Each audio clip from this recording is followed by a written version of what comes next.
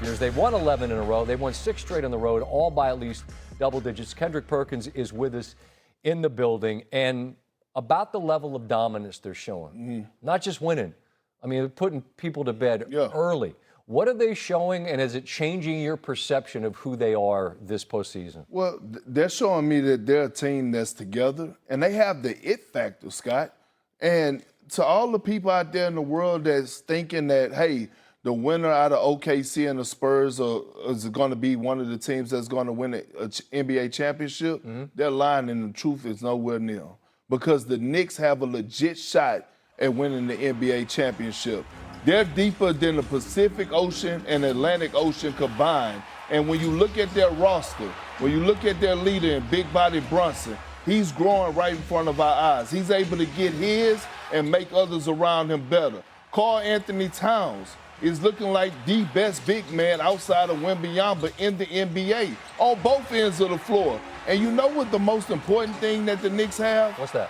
Two-way players. Yeah. And OKC showed us last year that you need two-way players in order to win the NBA championship. The Knicks have OG Anunoby, Josh Hart, Landry Shamet, and Mikal Bridges. So all of those guys are capable of defending at a high level and putting the ball in the basket. I just asked Kat something I'm going to ask you because you've lived it. When you haven't lived it, and now it's the finals, is it difficult, Perk, to just the outside noise and whatever it is you're feeling, it's got to be difficult to flush it and focus on what you're doing because it's just a game, but it isn't. Scott, you have to find that balance. And it's almost to the extent of, like, you know, when Floyd Mayweather, when a guy first time fighting Floyd Mayweather in Vegas, you know, they get caught up in the moment. And Floyd already won the fight before he stepped in the ring. It's the same stage, similar when you step into the NBA Finals. The team that's happy just to be there is the team that's going to go home as a loser. But if you go there, you find that balance beforehand to come in and say, you know what, okay, we soak it in media day. Let's get in between these lines, and all of a sudden it becomes basketball again, and you stay true to who you are and continue to win the game between the lines, then you'll be fine. I wouldn't ask Kat this because no disrespect, but he never could be honest. If I say, has your opinion of yourselves changed? Has your belief grown? What's he going to say? Yeah, we didn't think we could before we played Atlanta, but now we do. But I have to think, when you play at this high a level for a month and a half in the playoffs, you have to view yourselves differently. Do you think that that's something that's happening in New York right now? Absolutely. And what happened is that we saw growth in that Atlanta series. We saw guys find themselves and guess what? Lose themselves in the team. Because now all of a sudden we're watching a Knicks team that's playing agenda-free basketball. They don't give a damn who's getting the shine.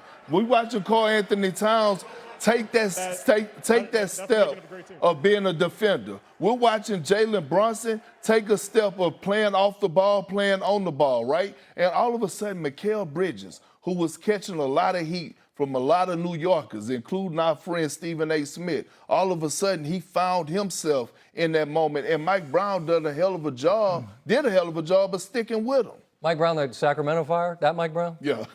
Okay. I'm just checking. Well, you know they can't get right. That's another story for another day. Maybe Philly was worn out from the Boston series. Maybe Cleveland was worn out from the Detroit series and the first series with, Orlando played Detroit. Who did they play? Toronto. It feels like 3 years we were in the playoffs. Maybe that was it. Or maybe New York's just playing it at this level right now.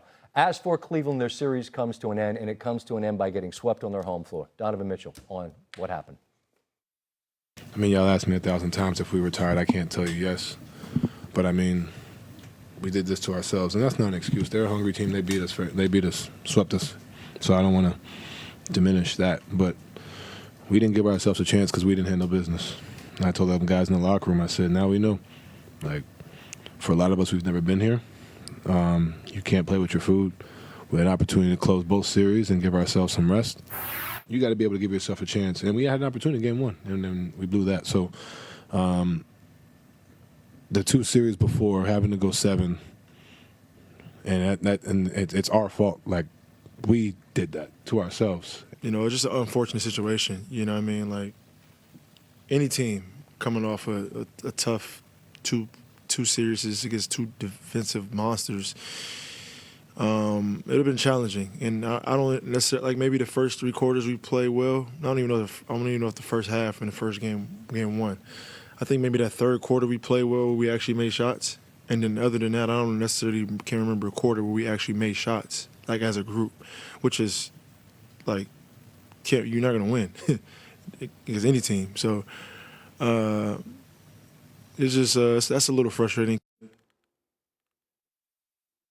Harden had 2 field goals and 5 turnovers. That's that odd stat about him. Perk, about halfway through the sound, you just put your head in your hands. What do you got for me on Cleveland? Well, first of all, somebody needs to take their microphones from James Harden, Donovan Mitchell, and Kenny Atkinson, because that is embarrassing to hear what they're talking about. You know what? In the playoffs, things are going to be hard. In 2008, we went through 2 7-game series. It's about your mentality. It's about, do you have the will to want? It comes from inside, Scott. And listening to those guys, they're making more excuses than a brother going to jail. Kenny Atkinson comment the other day was the most asinine thing that I've heard in this postseason. About analytics? About the analytics. We win the analytics. Yeah. What?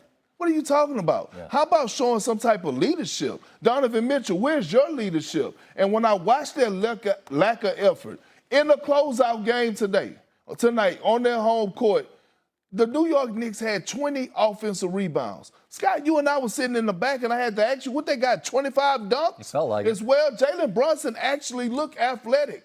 How many times did we see him push the ball coast to coast and get all the way to the basket? He got out in transition and got a little dunk. Jalen Brunson. Yeah. And he's one of my favorite players. But again, when you're looking at your leaders, supposed to be leaders, and Donovan Mitchell and James Harden, if you're banking on those 2 guys to lead you anywhere, especially into the promised land, especially after hearing those comments post-game, then you dead bird tall grass. Interesting offseason. They're going to see what direction they choose to go. We'll talk to Brian Windhorst about that a little later. Perk, we'll see you in New York when we take our... Joined now once again on the program by Karl Anthony Towns. And Kat, I'm going to get to the forensic analysis of your performance in a moment, but I want to start with just the human emotion. As a kid that grew up shooting shots in the driveway or wherever, imagining someday I'm going to play in the NBA Finals. You and your team, the next time you run, are in the NBA Finals. How do you describe the level of excitement that comes with that? I mean, it's an honor to even be in this position. All glory to the Most High. I just, you know, not only was I shooting in the driveway, like you said, but I was in the area watching the Knicks, cheering for the Knicks. And to be in this position with a team that I grew up cheering for, my favorite team, and be in this position wearing this jersey, and to see the word hope be brought back to the city, and because of us, it's I can't lie, it's something that's emotional, and it's something that I've always dreamed of, and you never know if it's going to come true. You always think you got to play 2K to reach these heights, but just super happy that we have this opportunity to be back, to be somewhere where the Knicks deserve to be. Yeah, this is real life, though, man. You're living it for real, which is amazing. Yeah. And so are your all's performances. I mean, 51 against Atlanta on the road closeout, 30 on the road against Philly closeout, 37 on the road closeout against Cleveland. What has unlocked this level of brilliance and dominance from your entire team? I think it's a testament to the guys in the locker room, staying together, believing in each other, and continuing to find a way how we could get better. Every single day I've always talked about getting that 1% better, and I think we're seeing the culmination of that throughout the regular season to now.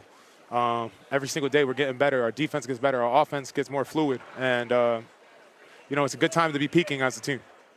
It makes sense to me, but Kat, like, as you guys see it, like, to play like this and to have them stacked one on top of another, does that collectively kind of sharpen the focus of the group, right? When you see what's possible, like, does that make sense that no one's satisfied? It's like, well, hell, maybe we got another gear than the one we found. Yeah, I mean, this team is special. We have a different mentality. To be honest, we just broke our huddle after the game right now. But all of us are getting dressed, ready to go. We're ready to go home. There's no beers, I there's no champagne, there's nothing like that. We're ready to go home. We're ready to get back to work. So, again, it's a testament to this mentality of this team and the camaraderie we have. I get completely the value of rest this time of year. At the same time, when you're playing at this level, I can understand why you'd want to get out there as quickly as you could and just keep the momentum going. What concerns are there, if any, about the rest that you will have prior to the next game you play? I mean, obviously we know it's a risk. We saw ourselves in game one. We looked rusty. We didn't look like ourselves that we presented to the world in the Philly series. So, we're going to have to, we'll have to figure that out. But it's a gift and a curse when you play this well in this round to be able to go to the finals. We played well and we earned the right to get rest, but we understand that it comes with its own negatives as well. So we already talked about in the locker room. We're eager to get to practice, actually. So we already talked about practice and what our schedule looks like. So a lot of us are probably going to be in the gym tomorrow getting some shots up. All right, let me close with this. You're not a kid with the sticks playing 2K. You're on the floor playing somebody in the finals, and there's the Larry O'Brien sticker on the floor, and this is a real thing. And at the end of the next 4 wins for somebody, there's a trophy and there's immortality in the league. How do you maintain calm and focus and let the game just be the game when that time gets there? Trust your experience, and we have to lean in on each other. That's what's guiding us here. It's us believing in each other, willing to sacrifice for each other, willing to do what's better for the team. That's what's gotten us to this moment. That's what got us to the finals, and that's what's going to help us do some special things in the finals as well. So if we just continue through the trials and tribulations, the ups and downs the series will present, to continue to lean on each other, continue to sacrifice, continue to believe in the work we've put in throughout the whole